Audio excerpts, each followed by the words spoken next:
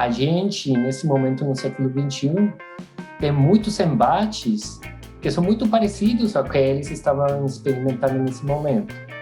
Então, é interessante como mesmo que a gente parecia que conquistou muito desses direitos, agora muitos desses direitos estão sendo questionados, né? Então, acho que olhar para o passado, para também a gente entender o nosso presente, é importante por isso. E aí eu encontro uma relação direta.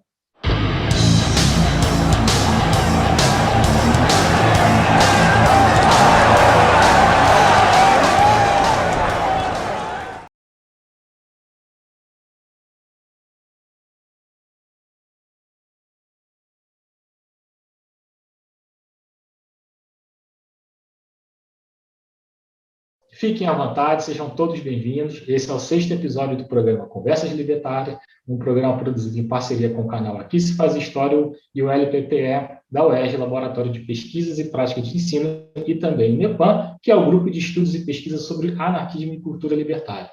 Bom, e no programa de hoje, temos a imensa satisfação de receber e entrevistar o Julian. Julian, muito obrigado por ter aceitado esse convite. Fique à vontade. E antes de tudo, queria que você, por favor, se apresentasse, falasse, comentasse um pouquinho da sua pesquisa em relação ao movimento anarquista. Então, por favor, pode ficar à vontade. Tá bom. Muito obrigado pelo convite. Eu sou José Julián, eu sou costarriquenho, né? Sou da Costa Rica, da América Central.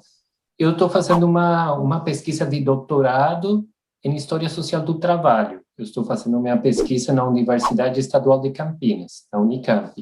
Eu comecei em 2017 e agora eu estou quase finalizando o doutorado, no meu 4º ano. E aí minha pesquisa tem a ver precisamente com identificar a presença dos anarquistas nos países centro-americanos, né? É uma região pouco estudada, que a gente pouco sabe sobre o que aconteceu naquela região, e por isso que minha pesquisa está voltada para tentar resgatar um pouco os grupos e os militantes que formaram parte do anarquismo nessa região. Principalmente, eu vou trabalhar com anarquistas de 4 países: Panamá, Costa Rica, El Salvador e Guatemala. Os outros países, como Honduras e Nicarágua, na verdade, eu ainda não consegui muitas fontes para conseguir trabalhar com eles. Por isso que eu vou me focar com esses 4 países. E aí eu estou pesquisando, então, final do século XIX, 1890, até 1930. E o título da minha pesquisa, a temática específica, se intitula a Propagar a Ideia, Anarquismo e Mundos do Trabalho no Istmo Centro-Americano, entre essas datas que eu falei agora. Então, é isso, basicamente. Realmente muito interessante e instigador. E para a gente aqui no Brasil é um tanto quanto diferente, né? Ter conhecimento de estudos exatamente dentro desse recorte espacial. Dentro dessa perspectiva, Leandro, eu queria que você comentasse um pouco justamente sobre suas fontes, né? Quais são suas fontes, seu material de trabalho, seu material de pesquisa? Sim, então, a primeira coisa que eu me deparei foi poucas fontes para fazer esse trabalho. Eu já tinha trabalhado antes com a temática no meu mestrado e na minha graduação, mas focando nos anarquistas da Costa Rica, que é meu país, e aí eu utilizei principalmente revistas e jornais da Costa Rica, né, e algumas fontes do Estado. Nesse momento que eu estou interessado precisamente na ideia de propaganda, ou seja, de propagar, de divulgação das relações entre os grupos, foi que eu decidi fazer esse caminho de um recorte territorial um pouco maior, né, contemplando esses outros países. Só que para eu poder fazer isso, eu tive que sair do meu país. Por quê? Porque tem poucas fontes para trabalhar com isso. Por quê? Porque na região, nesse recorte temporal que eu estou falando, tinha poucos jornais anarquistas, na verdade, publicados dentro dos países da América Central, mas tinha muitos comunicados e muitas informações que os grupos anarquistas da região centro-americana enviavam para outros jornais.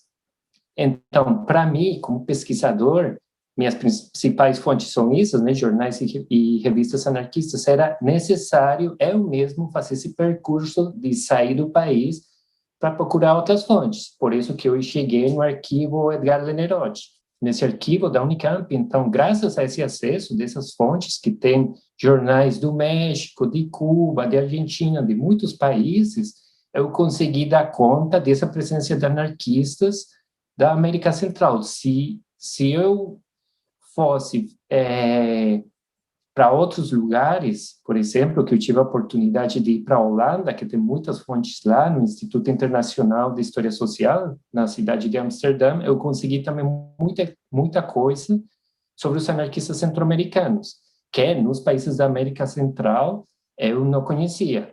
Então, principalmente, são essas fontes, jornais, impressos anarquistas e documentos governamentais, principalmente relatórios, informações dos agentes diplomáticos. A gente sabe que, como muitos anarquistas se mobilizavam em procura de trabalho, em torneios de propaganda, enfim, continuando também os percursos da imigração, então os agentes diplomáticos coletavam muitas informações sobre esses militantes. Então, a informação diplomática é uma grande fonte para o meu trabalho. Excelente, muito bem. Então, mais aproveitando também as fontes a partir dessas conexões, né, que os anarquistas, enfim, né, sempre fizeram. Aí, duas perguntas, né, a partir dessas fontes, me vieram aqui à mente, né? A primeira é aonde você pretende, mais ou menos, chegar, né, enquanto objetivo, e o que você tem visto a partir da leitura dessa... O que de interessante você pode antecipar, assim, um pouquinho para a gente? E aqui, no caso brasileiro, quais exatamente os jornais, tá? Do que você está falando, que você consegue encontrar as suas fontes. Tá. Então, a primeira coisa que para mim foi muito interessante foi precisamente fazer essa descoberta de como essas conexões, elas iam além do que eu pensava no início. Mas é importante também fazer uma questão. Não necessariamente que quando você encontra uma informação em um jornal anarquista, significa que essas pessoas se conheciam pessoalmente, que tinham uma relação, né, de confiança. Então, para mim, isso é muito importante. Por quê? Porque eu utilizo o método transnacional. O que é isso? Seria pesquisar o movimento anarquista como um movimento internacional, tá? Que tem muitas vinculações entre os militantes e entre os grupos, desde a formação dos grupos, mas não todos os grupos têm essa densidade, ou seja, não todos os grupos têm as mesmas conexões e a mesma quantidade de informação. Então, por exemplo, no meu caso, é uma região que tem poucos imigrantes, só no Canal de Panamá tem bastantes imigrantes por causa da construção dessa obra de infraestrutura gigante. Então, os anarquistas que militavam no Canal de Panamá eram principalmente estrangeiros, espanhóis, italianos, peruanos. Então, aí tem uma relação muito parecida ao que acontecia no final do século XIX em São Paulo, por exemplo, que você tinha muitos anarquistas europeus.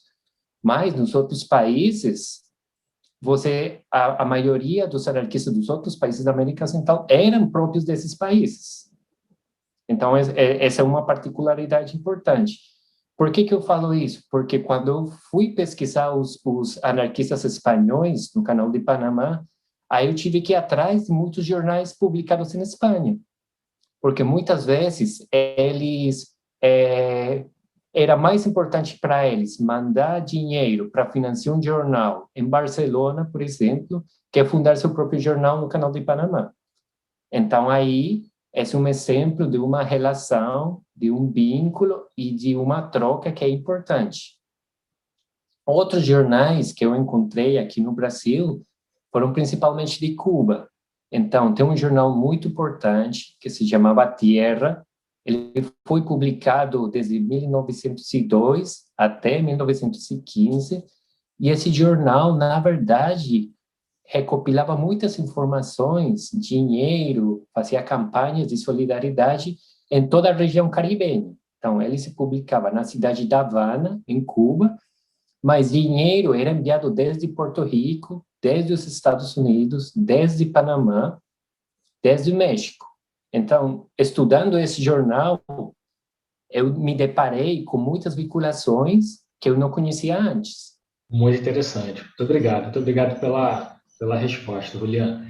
Bom, e a gente já se direcionando para a última parte da nossa entrevista, mas como a gente está com tempo, a Ingrid mandou uma pergunta aqui para mim, a Ingrid que está nos bastidores, nos ouvindo, ela perguntou o seguinte: como é que você pretende fazer, né, para articular dentro desse mesmo recorte temporal, enfim, militantes que estavam em locais distintos, locais diferentes.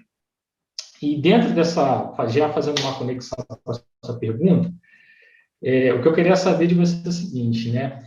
Pensando para o público, né, que nos ouve aqui, que não tem certeza que não vai ter tanto contato assim com a anarquia, o que você diria para ele, assim, qual seria a relevância social de estudar esses militantes, essas pessoas, esses trabalhadores que estão ali também se envolvendo com o anarquismo? Então, se você puder responder essas duas perguntas. Tá bom. Então, no respeito à primeira pergunta, a primeira coisa é fazer uma confissão, porque quando eu comecei a fazer essas trocas, essas búsquedas desses anarquistas, eu também fiquei perdido, na verdade, porque eu comecei a ler um monte de jornais, de periódicos de muitos países diferentes, e eu me perdi nesse percurso também, porque eram muitas informações, né? Então, o que eu decidi para organizar isso? Primeira coisa, um recorte temático. Então, fui em procura de algumas temáticas vinculadas principalmente ao movimento de trabalhadores e trabalhadoras. Então, o sindicalismo foi uma coisa importante. A outra coisa, só para colocar um exemplo, né? Então, primeira questão, recorte temático. A segunda questão foi essas relações, essas vinculações, eu estou estudando a partir dos anarquistas que moravam na América Central. Então, mesmo que fossem imigrantes, é importante para mim que eles ficassem trabalhando ou morando nessa região.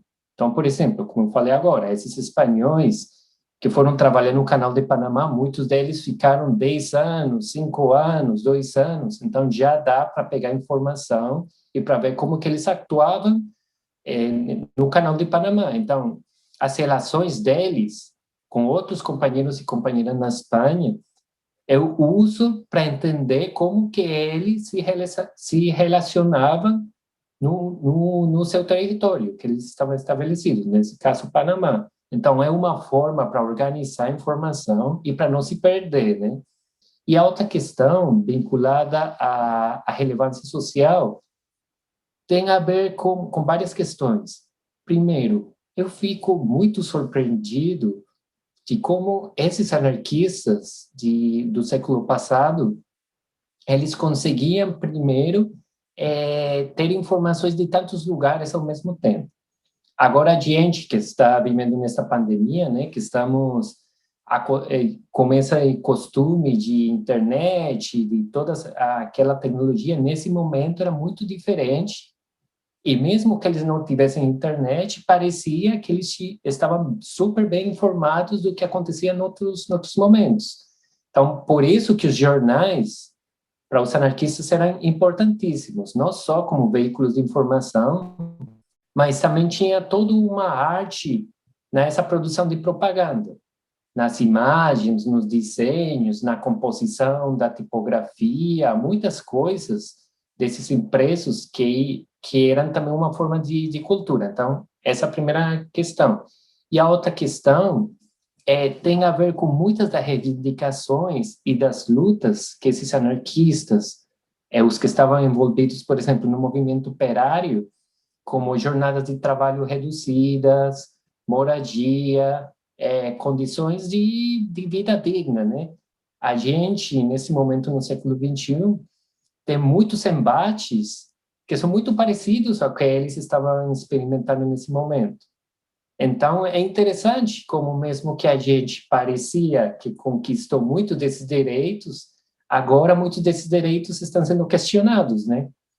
Então, eu acho que olhar para o passado, para também a gente entender o nosso presente, é importante por isso. E aí eu encontro uma relação direta. Bom, Léo, foi um prazer imenso essa entrevista, foi muito boa. Eu queria agradecer. A Ingrid também está mandando aqui a mensagem agradecendo também pela sua participação, por ter aceitado o nosso convite. E fica à vontade, estou abrindo agora um espaço para um destaque final. Pode falar o que você quiser falar. Enfim, novamente a gente quer agradecer a sua participação. Tá bom, agradecer a vocês também e convidá-los para procurar nas redes sociais uma editora que eu faço parte, que se chama Edições Livres. É uma pequena editora libertária da Costa Rica. A gente já tem publicado vários livros sobre o Francisco Ferrer, sobre Teófilo Pantlastra, que foi um anarquista colombiano, sobre questões ambientais. Então, pode procurar Edições Livres e também fazer outro convite para também procurar Editorial Eleutério, que também é um projeto que eu colaboro, que eles são do Chile, né?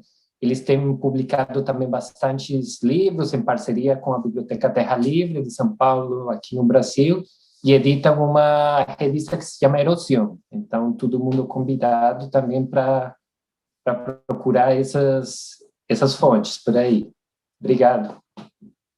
Nós te agradecemos. Bom, se você gostou dessa entrevista, deixe aqui seu like, compartilhe esse vídeo e até a próxima quinta-feira com mais um episódio do Conversas Libertárias, aqui exibido pelo Aqui Se Faz Histórias e também pelo canal do YouTube do LPPE. Um grande abraço e até a próxima. Arriba los pobres del mundo, en pie los esclavos sin pan. Alcémonos todos que llega la revolución.